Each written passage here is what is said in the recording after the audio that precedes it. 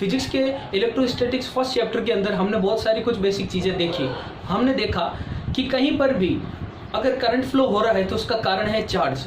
तो करंट दो तरीके की होती है, स्टैटिक करंट और मूविंग करंट हम कह सकते हैं। मूविंग करंट का ही पार्ट है अल्टरनेटिंग एंड डायरेक्ट करंट। अच्छा, स्टैटिक करंट कौन सी करंट होती है, इसमें चार्जेस का क्या रोल होता है? स्टैटिक करंट तभी इंड्यूस होती है दोस्तों जब चार्ज रेस्ट कंडीशन में हो। चार्ज रेस्ट कंडीशन में हो, इसका मतलब हम कह सकते हैं कोई चार्ज एक ऑब्जेक्ट से दूसरे ऑब्जेक्ट में फ्लो ना करे। चार्ज ट्रांसफर हो सकते हैं पर फ्लो ना करे। अच्छा, उसका हमने एग्जाम्पल देखा जब बैलून को दीवार पे हमने चिपकाया, जब हमने देखा कि चार्जिंग के अलग अलग मेथड्स हम लोगों ने पढ़े। फ्रिक्शन से कोई ऑब्जेक्ट चार्ज हो सकता है और कांटेक्ट में लाने से चार्ज बॉडी को किसी न्यूट्रल बॉडी के कांटेक्ट में लाने से चार्ज हो सकता है, और बिना कांटेक्ट के भी चार्जिंग हम कर सकते हैं, जिसको हमने इंडक्शन कहा। और इन सारी चीज़ों के हमने कारण भी पढ़े। अच्छा, कारण पढ़ने के लिए हमने कुछ टर्म्स यूज ली थी, valence shell, conducting shell and prohibition energy. अच्छा, वैलेंस शेल को हम नॉर्मल भाषा में एक बार फिर से मैं आपको रिवाइज करवा रहा हूँ। वैलेंस शेल हम कह सकते हैं वो शेल होती है जिसके अंदर आउटर मोस्ट ऑर्बिट में इलेक्ट्रॉन घूमते रहते हैं। किसके आज्ञा अनुसार, किसके कंट्रोल में घूमते हैं? न्यूक्लियस के कंट्रोल में।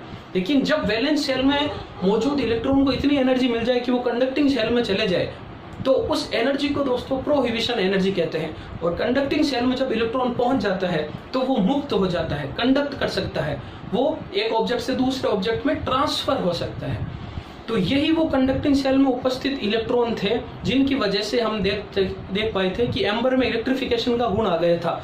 हमने देखा कि जब हमने प्लास्टिक कुंभ को सूखे बालों से रगड़ा और छोटे छोटे से हमने देखे कागज के टुकड़े उससे अट्रैक्ट हो रहे थे, तो इसका कारण भी यही था कि प्लास्टिक का जो एटम है उसके वैलेंस शेल में उपस्थित इलेक्ट्रॉन को रब करने से इतनी एनर्जी मिल गई थी, उस प्रोहिबिशन एनर्जी को लेकर वैलेंस शेल से इलेक्ट्रॉन कंडक्टिंग सेल में चला गया और कंडक्टिंग सेल से वो इलेक्ट्रॉन बाहर घूमने लग गया और उन्हीं इलेक्ट्रॉन की वजह से वो प्लास्टिक कुंभ चार्ज हो गया, जिससे उसने छोटे छोटे से पार्टिकल को अपनी ओर अट्रैक्ट करना शुरू कर दिया। बहुत सारी चीजें हमने पढ़ी। हमने यह पढ़ा कोई भी चार्ज ऑब्जेक्ट का अगर अपने को टेस्ट करना है तो हम अट्रैक्शन से उसका टेस्ट नहीं कर सकते, उसके कंफर्मेशन के लिए रिपल्सन से हम टेस्ट कर पाएंगे। इन सारी चीजों को हमने पूरे पिछले वीडियो में डिटेल से पढ़ा था। अब हम ये पढ़ेंगे कहीं पर भी चार्ज है तो उसका मैग्नीट्यूड हम कैसे पता लगा पाएंगे कि कितना चार्ज है। तो इसको मेजर करने के लिए एक डिवाइस है दोस्तों, उसको बोलते हैं इलेक्ट्रोस्कोप। इलेक्ट्रोस्कोप या विद्युतदर्शी। हिंदी मीडियम के बच्चे भी इस वीडियो का लाभ आसानी से उठा सके, मैंने कुछ इस तरीके से वीडियो को डिजाइन किया है। तो हम इसको बाइलिंगुअल लैंग्वेज में देखते हैं। Electroscope, the device by which we can sense the amount of charge present on an object. एक ऐसा डिवाइस जिसमें किसी ऑब्जेक्ट पे उपस्थित चार्ज को हम उसके अमाउंट को हम सेंस कर सकते हैं, उसका संसूचन कर सकते हैं, पता लगा सकते हैं, उस डिवाइस को बोलते हैं इलेक्ट्रोस्कोप। विद्युतदर्शी, वह उपकरण जिसके द्वारा किसी वस्तु पर विद्यमान आवेश का संसूचन किया जा सके। संसूचन मीन्स होता है सेंस करना, पता लगाना। किसी भी उपकरण से अगर हम किसी भी ऑब्जेक्ट पे, किसी भी वस्तु पर उपस्थित आवेश का अगर पता लगा पाएंगे तो उसी उपकरण को हम कहेंगे इलेक्ट्रोस्कोप। ये इलेक्ट्रोस्कोप कोई बड़ा हम कहेंगे हाईफाई कोई डिवाइस नहीं होता, इसको हम घर पर भी बना सकते हैं। ये एक बेसिकली एक छोटा सा ट्रांसपेरेंट जार होता है जिसके अंदर एक वायर लगाया हुआ होता है, कॉर्क। ये कॉर्क है जिसके अंदर ये फिट होता है। कॉर्क एक ढक्कन कह सकते हैं हम, हिंदी में भी इसको कॉर्क ही बोला जाता है। इस कॉर्क के अंदर एक मेटेलिक वायर डाला जाता है, धात्विक तार, और धात्विक तार से दो छोटी छोटी सी पतली झिल्लियां हम कह सकते हैं गोल्ड फॉइल की काट लेते हैं। गोल्ड फॉइल मतलब स्वर्ण पन्नी। अच्छा, सोना अगर अपने को नहीं मिले, बेसिकली नहीं मिलेगा, तो अगर हम एल्यूमिनियम की भी इसमें ले सकते हैं दो पतली सी पन्नियों को। इन पन्नियों को कंडक्टिंग वायर के ऊपर इस तरीके से एडजस्ट कर देंगे कि दोनों एक दूसरे से पास जुड़ी हुई रहे। अच्छा, अब हम देखेंगे अगर हम इस मेटेलिक डिस्क, ये जो ऊपर वाला पॉइंट दिखाई दे रहा है, इसके पास अगर कोई चार्ज रॉड लेकर आए तो हम देखेंगे कि इसके चार्ज प्लस जो पॉजिटिव चार्ज है, इसको टच करने पर क्या होगा। कंडक्शन में हमने पढ़ा था कि इसके चार्ज इसमें ट्रांसफर हो जाएंगे। तो ये जो प्लस है वो मेटेलिक डिस्क से होते हुए कंडक्टिंग वायर में पहुंचेंगे और कंडक्टिंग वायर से होते हुए इन स्वर्ण पन्नियों में, इन गोल्ड फॉइल्स में पहुंचेंगे। अब इमेजिन करो दो गोल्ड फॉइल है, दोनों के ऊपर प्लस चार्ज है, तो क्या पास में आएगी? वो दूर जाएगी। तो ये दोनों सेम टाइप ऑफ चार्ज होने की वजह से रिपेल करेगी, मतलब एक ही तरीके का आवेश होने के कारण एक दूसरे से प्रतिकर्षित होगी और दूर हो जाएगी।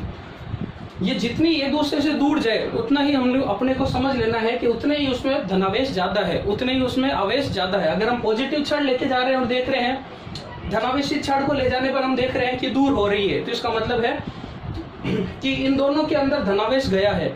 अगर दूसरी छड़ को लेकर आए और फिर भी हम देखें और ज्यादा दूर हो रही है, तो हम पता लगा सकते हैं ये दोनों एक दूसरे से कितनी दूर हो, इन दोनों की डिस्टेंस से हम पता लगा सकते हैं। जितनी ज्यादा दूर होगी हम कहेंगे चार्ज का परिमाण भी उतना ही ज्यादा है, मतलब चार्ज की आवेश की मात्रा ही उतनी ज्यादा है।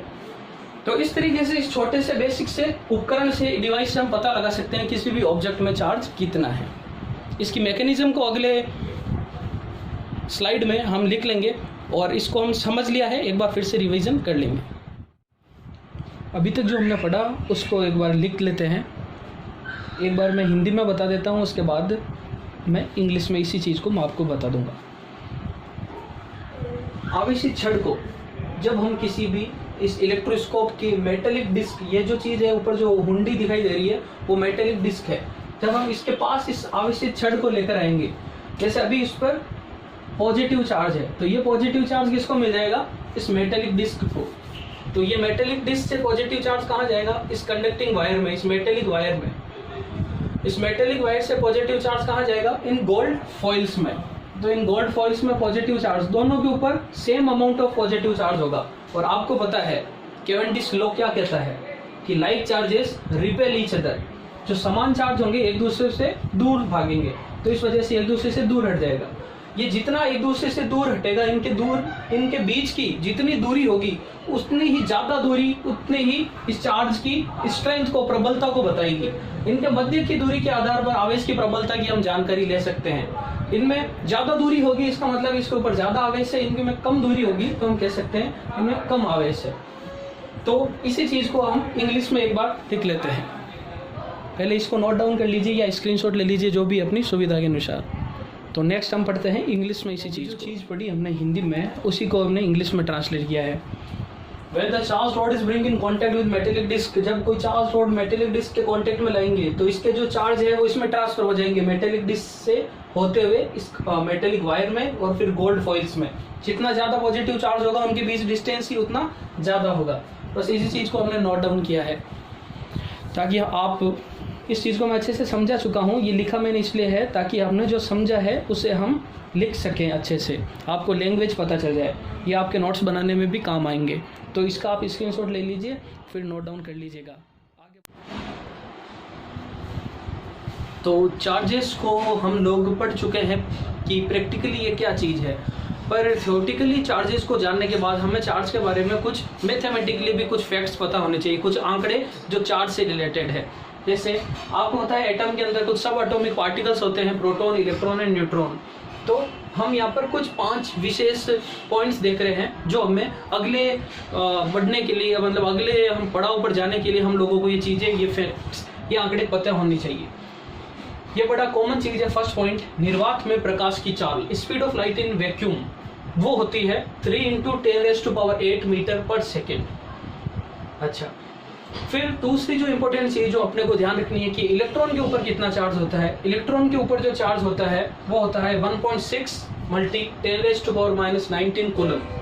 अच्छा, इसको हम स्मॉल ई से रिप्रेजेंट करते हैं और जो velocity of light in vacuum है उसको हम सी से रिप्रेजेंट करते हैं। ये सिंबल्स भी हमें अपने को पता होना चाहिए। ये स्मॉल ई हम इसको कह सकते हैं एलिमेंट्री चार्ज। इसको एलिमेंट्री चार्ज इसलिए बोलते हैं क्योंकि इससे छोटा चार्ज इंडिपेंडेंटली कहीं भी मौजूद नहीं होता। सबसे छोटा चार्ज जो स्वतंत्र रूप से स्थित होता है वह होता है ई, जिसकी वैल्यू होती है 1.6 × 10⁻⁹ कूलम। अच्छा, आपको पता है इलेक्ट्रॉन नेगेटिव पार्टिकल है तो उस पर चार्ज ये नेगेटिव होगा, लेकिन हम यहाँ पर सिर्फ मैग्नीट्यूड लिख रहे हैं, सिर्फ परिमाण लिख रहे हैं, इसलिए प्लस और माइनस हमने यहाँ पर नहीं लिखा। इलेक्ट्रॉन का मास ध्यान रखना, ये भी बड़ी इंपॉर्टेंट चीज है। इसको हम m छोटा सा सब्सक्रिप्शन में e लिखेंगे, me सिंबल से डिनोट करते हैं। तो इलेक्ट्रॉन का मास होता है 9.1 × 10⁻31 kg। फिर प्रोटॉन का मास, ये भी अपने को पता होना चाहिए, जो है 1.67 × 10⁻27 kg। इनको एक बार आप नोट डाउन कर लीजिए और इसको कोशिश करना कि बार बार रीड करने की, इसको चार्ट बनाकर कहीं घर पे लगा लीजिए, इंपॉर्टेंट है ताकि आपको अच्छे से लर्न हो जाए, जिससे आप न्यूमेरिकल आसानी से कर सकते हो। फिफ्थ बड़ा इंपॉर्टेंट है प्रोटॉन के मास का और इलेक्ट्रॉन के मास का रेशियो।